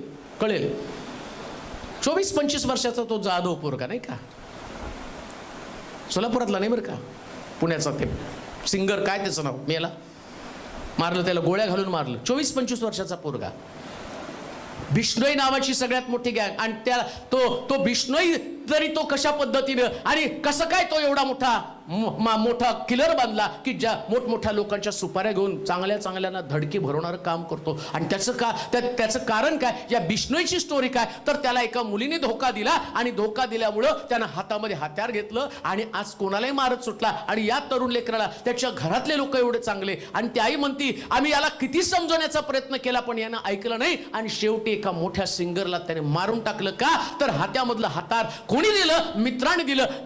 त्यांची गँग बनली आणि एक गँग मधनं सुटून त्या मित्रांमध्ये भांडण झाली आणि तो बिश्नोईच्या गँग मध्ये गेला आणि बघता त्याने एका चांगल्या सिंगरला मारलं. सगळं पोलीस त्याच्या मार्गावरती पकडलं आणि त्याच्याबरोबर कितीतरी लोकांना पकडलं. उद्ध्वस्त होऊन जातं मार्गदर्शक, चुकला तर उद्ध्वस्त होऊन जातं जीवन.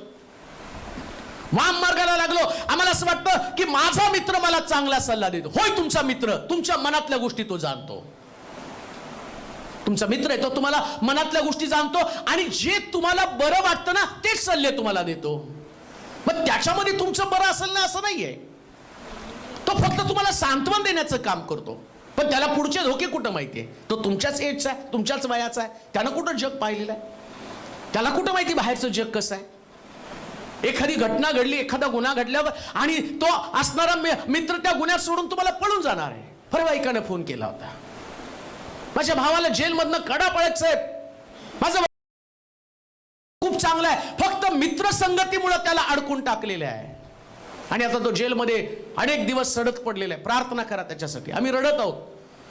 कोणी त्याला वाचवत नाही, त्याच्या मित्रांनी त्याला तिथं अडकवलं आणि स्वतः बाजूला गेले. हे मित्र संगती मार्गदर्शन चुकलं तर जीवन उद्ध्वस्त होतं. म्हणून पवित्र शास्त्र एक उत्तम प्रकारचं पुस्तक ते सांगतो, बापाला आपला मार्गदर्शक बनव तरुणपणामधला. दुसऱ्या भाषेमध्ये मी सांगेल, बापांनो तुमच्या मुलानं बाहेर जाऊन मैत्री करण्याच्या अगोदर तुम्ही त्यांच्याशी मैत्री करा, तुम्ही त्यांचे मित्र बना. तुम्ही बापाच्या जागेवर ठीक आहात, दहशत असली पाहिजे, रागवलं पाहिजे, मारलं पाहिजे, पण कधी कधी मित्र, मार्गदर्शक मित्र म्हणून पण जगलं पाहिजे, मार्गदर्शन केलंच पाहिजे. का तर तुम्ही ज्या वाटेवरून गेला ना त्या वाटेतले सगळे धोके तुम्हाला माहिती आहे. तुम्ही पण तरुण होता, तुम्ही पण तुमच्या तरुणपणामध्ये भरपूर चुका केलेल्या आहेत. ऐका, प्रत्येक बसलेली व्यक्ती, माझ्यापासून सुरुवात जरी केली तर माझ्या तरुणपणात चुका घडलेल्या आहेत. असं कोणाचं तरुणपण असं राहत नाही, प्रत्येक तरुण हे चुकणाराच आहे. तरुण आदाम देवानं निर्माण केला, बागेमध्ये राहून सुद्धा, देवाच्या सानिध्यामध्ये राहून सुद्धा आम्ही पाहतो की आदाम चुकला. नको फळ खायला ते त्याने खाल्लं. तुमची लेकरं पण नको ते फळ खाणारच आहेत, चुकणार आहेत, वाट भरकटणार आहेत. भरकटलेल्या वाटेवरती त्यांना टाळ्यावरती आणण्यासाठी तुम्हाला त्यांचं मार्गदर्शक म्हणून, मित्र म्हणून त्यांचं मार्गदर्शक बनावं लागणार आहे. त्यांना तुम्ही मार्गदर्शन करा, गायडन्स द्या. त्यांना धोके समजावून सांगा. काय जगामध्ये असणारे धोके, किती भयानक प्रकारचे धोके त्यांच्याकडे आहेत. त्या धोक्यापासून त्यांना कोण वाचवणार आहे? कोणाच्या मार्गदर्शनाखाली तुम्ही पाठवत आहात? कोणाकडे तुम्ही पाठवत आहात? कधी कधी आई वडील आणि त्यांना असं वाटतं माझी मुलगी माझा मुलगा आणि आता तो दुःखी आहे, मग म्हणतात जा मैत्रिणीच्या घरी, कोण म्हणतं जा मित्रांच्या घरी. अहो नाही हो, ही वेळ त्यांना भरकटण्याची, चुकण्याची वेळ आहे की त्या वेळेमध्ये आणि सैतान ट्रॅप टाकेल आणि त्या ट्रॅप मध्ये त्यांना अडकवेल आणि नको त्या दिशेला त्यांना पाठवून टाकेल की तिथून परत येणं मुश्किल होणार आहे त्यांच्या, आणि त्यांना परत फिरणं कठीण आहे. आणि एकदा का त्या जाळ्यामध्ये अडकले की ते उद्ध्वस्त होऊन जातील. म्हणून पावलोपावली बाप म्हणून त्यांना मार्गदर्शन करणारा बाप पवित्र शास्त्रामध्ये देव सांगत आहे की आता तुम्ही काय केलं पाहिजे. आपल्या बापाचं शिक्षण त्या ठिकाणामध्ये, मला वाटतं नीतिसूत्राचं पुस्तक 4 अध्याय 1 ते 3 वचन वाचा. त्या ठिकाणामध्ये काय म्हटलंय वाचा. मुलांनो, बापाचे शिक्षण ऐका व सुज्ञता समजण्यासाठी काय करायचं. बापाचे शिक्षण ऐका. मुलांनी काय करायचं. बापाचे शिक्षण ऐका. मुलांचा तर आवाजच यायला कारण त्यांना वाटतं ते बाप काय बोरिंग बोलतो. कधी बाप बोलायला लागलं तर झाली की ऍसिड सुरू, राहिलं काय का त्यांचं, झाली की ऍसिड सुरू. आणि बोलता बोलता मम्मी किती बोर आहेत ना पप्पा.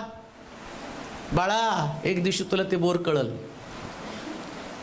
आता तुला घरात फुकट खायला मिळतं, घरामध्ये झोपायला मिळतं, अंगाला कपडे मिळतात. तुला बापाचा सल्ला बोरिंग वाटेल, तुला बापाचा सल्ला इरिटेटिंग वाटेल, तुला बापाचा सल्ला असं वाटेल की नाही हे उगाच माझं आणि माझं स्वातंत्र्य काढून टाकत आहे आणि मला नको ते शिकवत आहे. पण ते ज्ञान सांगत आहे असं पवित्र शास्त्रात सांगितलेलं आहे. बापाच्या ठाईत देवानं ज्ञान दिलेलं आहे. जन्मताच बापाला ते गुण आहे, ती कला. ज्या दिवशी तुम्ही बाप बनता ना त्या दिवशी देव आपोआप तुम्हाला ते ज्ञान द्यायला सुरुवात करतो. आणि बघा तुम्ही, बाप होत नाही तोपर्यंत उल्लड असतो आपण. एकदा बाप झालं की लगेच जबाबदार. आता मी उल्लडपणा करत फिरू शकत नाही का. बाळक आहे ना, बाप आहे. सगळ्याच बाबतीत मला जबाबदार येतात. माझं बोलणं, माझं बघणं, सगळ्या गोष्टीमध्ये मला रिस्ट्रिक्शन येतात. नाही, मला ही गोष्ट केली तर माझी लेकरं, माझ्या मंडळीतले लोक तसेच वागतील. मग किती रिस्ट्रिक्शन असतात. मी एक जबाबदारीने मला जीवन जगावं लागतं. कुठं थांबायचं, कुठं बोलायचं, काय करायचं, कशा पद्धतीने वर्तन करायचं. कोणाशी बोलताना माझ्या आणि शब्दानं जर एक बॅड इम्प्रेशन लोकांवरती पडलं तर त्यांचं तारण होईल का. किती रिस्ट्रिक्शन आहेत. मग बापाला पण लेकरा संबंधाने रिस्ट्रिक्शन भागाव्या लागतात. आपोआप देव त्याला ज्ञान देतो ज्या दिवशी तो बाप बनतो ना. बाहेर आधी तो व्यसन करत असेल, पण मुलगा जसा येतो त्याला समजायला लागलं, तो बाप म्हणतो अरे मी तर आयुष्यभर सिगारेट ओढत बसलो, माझ्या मुलानं जर सिगरेट ओढली तर कसं होईल. मग त्या बापाला ते व्यसन आपल्यापासून दूर करावं लागतं.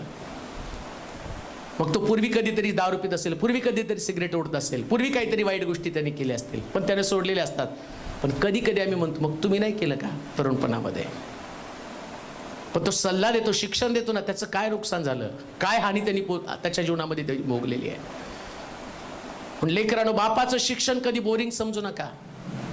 तो जीव तोडून तुम्हाला सांगत असतो ना, त्याला वाटतं तुमचं नुकसान होऊ नये, या जगामध्ये तुमची फसगत होऊ नये. जो अनुभव जगानं त्याला दिला तो अनुभव तुमचा असता कामा नये. त्याचं जीवन तुमच्या भोवती केंद्रित आहे. बाप ज्यावेळेस तुम्हाला सल्ला देतो ना, शिक्षण देतो, म्हणून बापानं सुद्धा, आणि असं म्हणू नये, कधी कधी आम्ही कंटाळतो, हतबल होतो, निराश होतो आणि म्हणतो जाऊ द्या, काय त्याचं व्हायचं ते होऊन जाऊ दे. नका.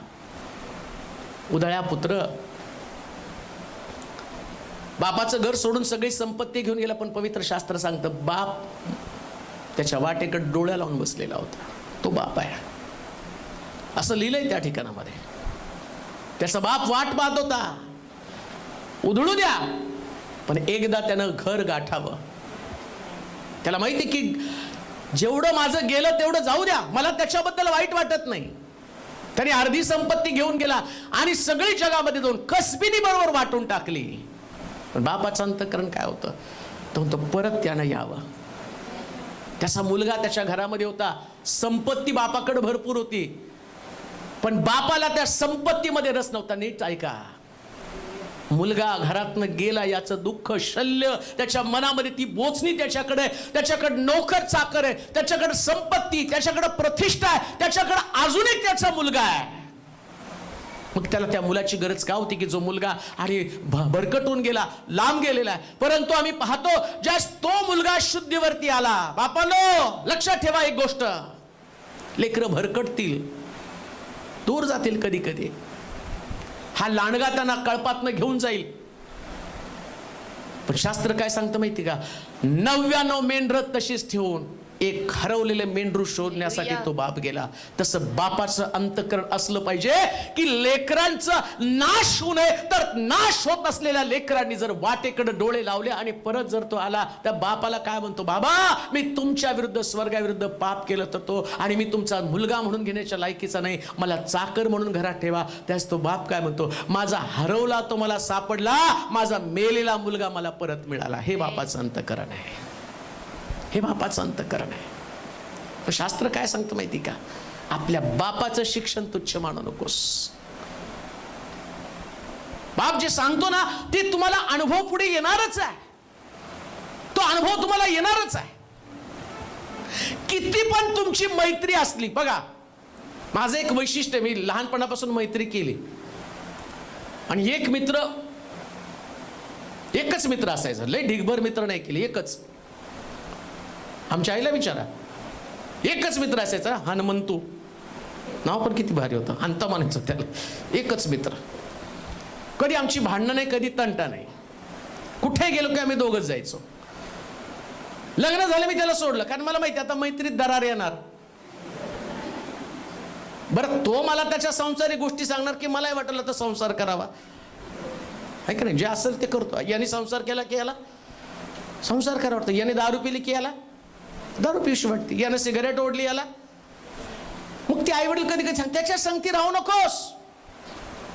मी सांगताना मला वाटतं यानं काय कळतं माझा तो किती चांगला मित्र आहे. अरे तुझ्या बापानं त्याला पानाच्या टपरीवर कधीच बघितलंय, तुझ्या बापानं त्याला कधी सिगरेट ओढताना पाहिलंय, आणि तिथून तो सांगतो याच्याशी मैत्री करू नको. आणि त्यावेळेस तुझ्या मनाला दुःख होतं. काय दुःख आहे, नाही माझ्या बापानं त्याच्याशी मैत्री करू. आणि एक दिवशी त्याचं लग्न होतं, तुला बघून पण बायकोला घेऊन निघून जातो. मग तुला आठवतं माझा बाप सांगत होता ते बरोबर आहे. आता यांनी माझी मैत्री कुठपर्यंत केली, याची सोबत व्हावी आणि याचा टाइमपास व्हावा. म्हणून लक्षात ठेवा, जगात जे आहे ते फक्त टाइमपास आहे. बाप म्हणजे खरा तुमचं प्रेम करणारा व्यक्ती आहे, म्हणून त्याचं म्हणणं तुम्ही ऐका, असं शास्त्र सांगतं. हे सगळे टाइमपास करणारे लोक आहेत, सगळे टाइमपास आहे. तुमच्यासाठी तो बायकोला सोडेल का? त्यांनी सोडलं तर बायको सोडायला पाहिजे. फार फरा कोर्टात ओढून घेऊन जाईल त्याला, चांगल्या लाता बुक्क्या पोलिसाला देऊन. म्हणजे तुमच्यावर खरं प्रेम करतो तो फक्त तुमचा बापच का? कसबीने संपत्ती गेल्यावर निघून गेले, पण बाप संपत्ती गेल्यावर पण त्याला परत घेतलं. म्हणून शास्त्र सांगतं आपल्या बापाचं शिक्षण ऐका. ऐका ऐका आपल्या वडिलांचं शिक्षण. लेकरांनो ऐका, ही कॅसेट बनवून ठेवा आणि तुमच्या लेकरांना कायम घरामध्ये उठता बसता हेच ऐकवायला हवा. जरा उलट पालट त्यांनी बोलले की हे ऐकायला हवा. बोलूच देऊ नका त्यांना, जाणीव करून द्या. देवाच्या भयाची जाणीव त्यांच्यामध्ये निर्माण होऊ द्या. म्हणून त्या ठिकाणामध्ये म्हटलं की बाप जो आहे आणि आपल्या तरुणपणाचा मार्गदर्शक. पुन्हा वाचा ते वचन, निर्भयाचं पुस्तक 3 अध्याय 4 आणि 5 वचन. आज जेवण आहे त्याच्यामुळं निवांत चालणार आहे सगळं. माझ्या बापा माझ्या तारुण्यातील मार्गदर्शक, माझ्या तारुण्यातील मार्गदर्शक तूच आहेस. तरुणपणाचा मार्गदर्शक कोण? बोला की बाप. कोण मार्गदर्शक? कोणाचं मार्गदर्शन घ्यायचं? बापाचं. सूरज ब्रदरचं नको, शारोनचं नको, माझं नको. कोणाचं? बापाचं. तुमच्या बापाचं. हा ते लय असतं. तुम्ही माझ्या पप्पा सारखे. बरेच लोक म्हणतात तुम्ही माझ्या पप्पा सारखे आहेत. मागा बरं त्यांना भारी बसतो या पप्पाला. मला म्हणत पाळत साहेब तुम्ही माझ्या पप्पा सारखे. हा मला कोड घे म्हण, तुझं बाप आहे. आणि तुम्ही म्हणा मला नाही, मला 4 व्हीलर घेऊन द्या. कमरेत लाद घालून हाकलून दिली. मला नाही तुला कुठून आणून देऊ. तुमच्या बापाकडे हट्ट करा. तुमचा बाप जीवाचं रान करून तुमच्यासाठी ती वस्तू उपलब्ध करेल. बाप तो बापच आहे. आमेन. कोणी सुद्धा तुमच्या बापाची जागा घेऊ शकत नाही. हालेलुया. आणि तुमच्या बापाला तुमचं सगळं काही माहिती असतं. आणि म्हणून शास्त्र काय सांगतं, तरुणपणाचा मार्गदर्शक कोण? बाप. बापाला विचार काय करायचं, पप्पा हे करू का? त्या योगेशचा बाप त्याच्या चांगला डायलॉग मारतो. काय म्हटलं योगेश ते, जागा घेतली तुम्ही, माझ्या पैशात मी जागा घेतली, घर बांधलं, तुम्ही जागा तर घेऊन दाखवा. त्यांनी त्यांच्या पैशामध्ये काय गवंडी काम करत होते, गवंडी काम करून त्यांनी जागा घेतली आणि मग त्यांनी पप्पा चांगलं घर बांधायला पाहिजे. त्याच्या बापाने त्याच्याकडून, अरे माझ्या पैशात मी जागा घेऊन पत्र्याचं घर बांधलंय, तुमच्या पैशात कमीत कमी पत्रे तर सोडा, जागा तर घेऊन दाखवा. जागा सोडा, पत्रे तर घ्या हो. ते पण तुम्हाला जमत नाही का? कारण बापाला माहिती असतं कसं स्टोअर करावं, म्हणून तुमचा पैसा कसा ठेवावा हे बापच तुम्हाला सांगतो. मग बाप सांगताना त्याच्याकडे लक्ष द्यायला पाहिजे. आम्हाला वाटतं नाही जीवाची मुंबई करावी, पिकनिकला जायला पाहिजे, जीवाची मुंबई करायला पाहिजे, चांगले कपडे घ्यायला पाहिजेत, हलके नको घ्यायला, भारी घ्या ना, यांनी कसे घातले त्यांनी कसे घातले. त्याला जायचंय कबरेत, तुला जायचंय का? त्याने सगळे त्याचे खर्च करून त्याला उधळून लावायचंय. मला असं वाटतं की आता मी तुझ्यासाठी साठवलं एक सुंदर संदेश मी बनवून ठेवलाय. आता कधी येईल ते माहित नाही. दारिद्र्याची कारणं, कर्जबाजारी होण्याची कारणं मला खूप दिवसापासून द्यायचा होता, पण तो नंबरच लागेना त्याचा. कारण मला खूप लोकांचे कसं काय कर्ज झालं समजेना. मी सांगतो म्हटलं जरा थांबा तुम्हाला. आणि देवाने तो संदेश दिला. कर्ज का होतं त्याचा संदेश देऊन ठेवला. लवकर प्रार्थना करा की तो लवकर संदेश यावा, जेणेकरून चांगल्यांचे डोळे उघडतील. तसं बाप तुम्हाला कर्जापासून वाचवतो.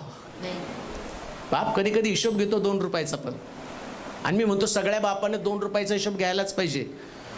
नाहीतर आज तरी 200 उडवले, परवा 400 उडवले, मग 1000, मग 2000, मग 10,000, 20,000, मग लाख रुपये कर्ज केले तर लक्षात येणार नाही. म्हणून खरा सुज्ञ बाप आहे ना, तो मार्गदर्शन करतो. बाळा एवढ्या पैसा तुझं गेला, ही वस्तू एवढ्याला नाही, तू खोटं बोलू नकोस. मी बाजार भाव बघितलेला मुद्दामून बाप हातामध्ये देतो आणि त्याला विचारतो केवढ्याला आहे. त्यांनी 10 पैसे ढापले तर आता आमचा बाप करतो, तर तुमचा बाप काय करतो मला माहित नाही, पण ते बरोबर ती वस्तू तेवढ्यालाच आहे आणि गपचूप खिशातले पैसे काढ म्हणायचा आणि द्यायचा. म्हणून बापा मार्गदर्शन तेवढं महत्वाचं आहे का, तर त्यानं दिशा भरकटू नये. म्हणून म्हटलं बापाचं शिक्षण तू मान म्हटलेलं आहे. वाचा तरुणपणाचा मार्गदर्शक. माझ्या बापा माझ्या तारुण्यातील मार्गदर्शक तूच आहे असे तू आतापासून मला म्हणणार नाहीस काय. लेकरांना गायडन्स साठी बापाकडे गेलं पाहिजे. आमेन. असं लिहिलंय ना. काय लिहिलंय? तारुण्यातील मार्गदर्शक तूच आहेस. कोण आहे? तारुण्यातला मार्गदर्शक तूच आहे असे तू आतापासून मला म्हणणार नाहीस काय. म्हणजे लेकरांना स्वतः जाऊन बापाला म्हटलं पाहिजे, पप्पा काय करायचं मला समजावून सांगा. तुम्ही नका सांगू मला हे कपडे पाहिजे, त्याला सांगा कोणतं चांगलं दिसतं. तुम्हाला इथं फाटलेलं चांगलं दिसतं आहे का नाही. आणि तुम्हाला काय कळतो, तुम्ही मला धोतर घाला म्हणाल, तुझं बाप घालतो का धोतर? तुझ्या बापाला वाटतं 4 लोकात चांगलं दिसावं, फाटकं तुटकं घालून कशाला आबरू घालवतो. चांगलं घाल ना, चांगले संस्कार असू दे. तुला वाटतं लांब लचक झिपऱ्या वाढाव्यात नाही का, शमशोनासारख्या. बाप सांगतो नको बाबा, काढून टाकते, चांगलं दिसत नाही. आणि काय लोक त्याच्यावर येशूचे नव्हते का लांब, येशूनं पाण्याचं द्राक्षरस केला आणि तू द्राक्षरसाचं पाणी पीत फिरायला लागला. बाप सांगतो हे करू नको ते करू नको. बापाला विचारा हे चालतं का आपल्याला. ते चालून घेण्यासाठी बापावरती दबाव आणू नका. आम्ही म्हणतो त्याच्यावर तू सांग ना मम्मी पप्पाला. ती बिचारी जाऊ द्या ना, लेकरं मोठी झालीत आता, त्यांना उलट तिला सांग, बापाला सांगून तुला चांगलं तोडून काढायला होते. आमच्या वेळेस म्हणत होती, अहो मी एकदा शाळा बुडवली, आमचा बाप एवढा माग लागला, डेंजर. मी पुढं बाप माग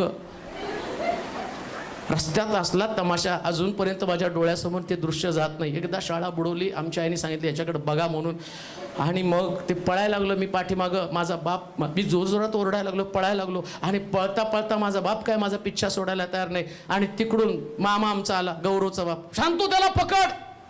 त्यांनी धरला मला. बाप आला, त्यांच्या वडिलांची चांगले टाचेचे बूट होते, अशी लाद घातली ना तेव्हापासून शाळा बुडवायची ताकद झाली नाही. का? कारण बापाच्या टाचेतली ताकद कळालेली होती. म्हणून बाप जे सांगतो ते तुम्हाला करायला पाहिजे. ज्या दिवशी बापाच्या इच्छेप्रमाणे तुम्ही कराल तुमचं जीवन सुखकर होईल. हालेलुया. मार्गदर्शक त्याला बनवा. आमेन.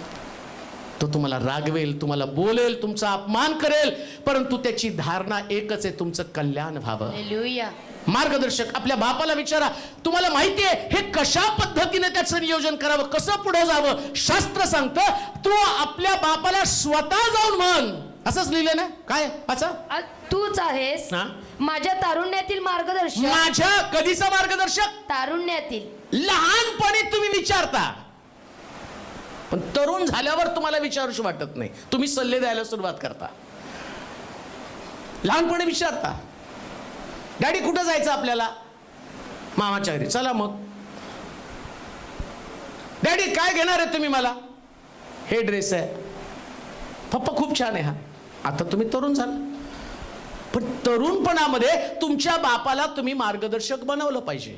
पण आता जाता जाता एक सांगतो बरं त्याले, नाही तर सगळे बाप आता काय असे हातात अंटर घेऊन थांबतील. सगळेच सल्ले त्यांच्यावरती लादू नका. काही गोष्टी तुम्हाला त्यांच्या कलानाप्रमाणे पण घ्याव्या लागतात. मित्र बनण्यासाठी ऐकावं पण लागतं. म्हणून हिटलर म्हणून पण बनू नका, तर मित्र बनवून आपल्या लेकरांच्या बरोबर राहा आणि त्यांना देवाच्या वचनाचे संस्कार करा. जाता जाता समारोप करेल, देवानं तुमच्या बापाला आशीर्वादाची जागा दिली.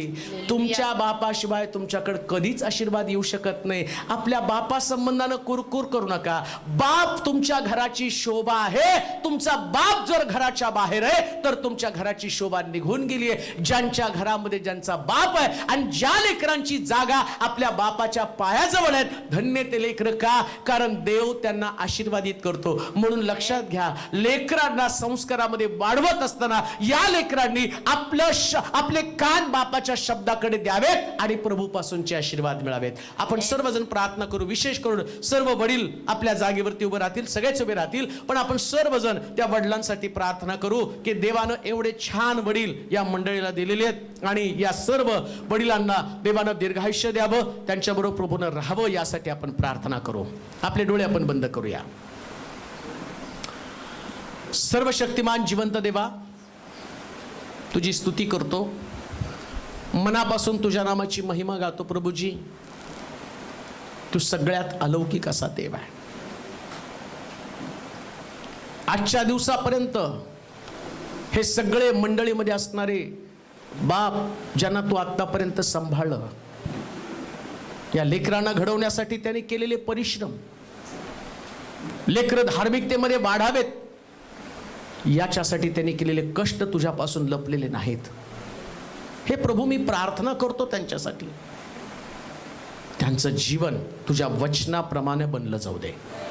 एकही लेकरू या मंडळीमध्ये असू नये की ज्यानं असं असू नये की ज्यानं आपल्या बापाच्या डोळ्यामध्ये अश्रू आणलेत. आजचा संदेश ऐकून बापाचे मुलाचे जर नातेसंबंध बिघडलेले असतील तर ते रिपेअर होऊ दे, दुरुस्त होऊ दे. कारण त्याला सोडून आम्ही कधीच आशीर्वादित होऊ शकत नाही. धन्य ते बाप ज्यानं आमच्यासाठी काबाड कष्ट करून आम्हाला इथपर्यंत आणलं. त्यानं जर कष्ट केलं नसतं, त्यानं जर आम्हाला घास दिला नसता, तर आज आम्ही या अवस्थेमध्ये कधीच पोचलो नसतो.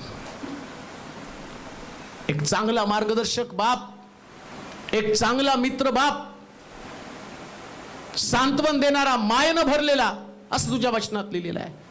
आणि त्या वचनाप्रमाणे हर एक परिवार आपल्या पित्याला घराची शोभा वाढवणारा व्यक्ती म्हणून मानाचं स्थान त्याला मिळू दे. प्रभूजी,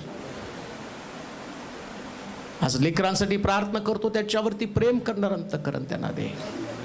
तुझ्या भयामध्ये त्यांना चालव, तुझ्या भयामध्ये त्यांना चालव. दीर्घायुष्य, त्याचप्रमाणे कल्याण होण्याचा मार्गच बाप आहे. आणि म्हणून जे जे लोक तुझं वचन ऐकत आहे, अशा प्रत्येकाला एक प्रकारची खंत लागू दे. कोणत्या गोष्टी ते करत आहेत. काही लेकरं भरकटून उधळ्या पुत्रासारखे गेलेले असतील, परंतु आम्ही प्रार्थना करतो की त्यांना परत आपल्या बापाचं घर दिसू दे. बाप डोळे लावून बसलेले आहे, त्यांच्या लक्षात येऊ दे प्रभूजी. काही बाप अनाथ आश्रम मध्ये असतील, काही बाप रस्त्यावरती जीवन जगत असतील, काही वृद्ध बाप हालाकीचं एकाकीपणाचं जीवन जगत असतील. परंतु आजच्या संदेशानं त्यांना आश्रय मिळू दे, आजच्या संदेशाने त्यांना घरं मिळू दे, आजच्या संदेशानं लेकरांचं प्रेम त्यांना मिळू दे प्रभूजी. आणि प्रत्येक परिवारामध्ये हा संदेश जाऊ दे, याच्यासाठी ही गरज प्रत्येक परिवाराची आहे. आणि म्हणून तुला धन्यवाद देतो आजच्या दिवसाबद्दल. सर्वजण आम्ही तुझ्या पवित्र हातामध्ये पडत आहोत. तुला गौरव, तुला महिमा, तुला सन्मान देत येशूच्या नावात ही प्रार्थना विनवणी केली म्हणून तो ऐक. आमेन. आता देव बापाची प्रीती, प्रभू येशू ख्रिस्ताची कृपा, पवित्र आत्म्याची सहभागिता तुम्हा सर्वांबरोबर आता आणि सदा सर्व काळ असो. आमेन. आमेन.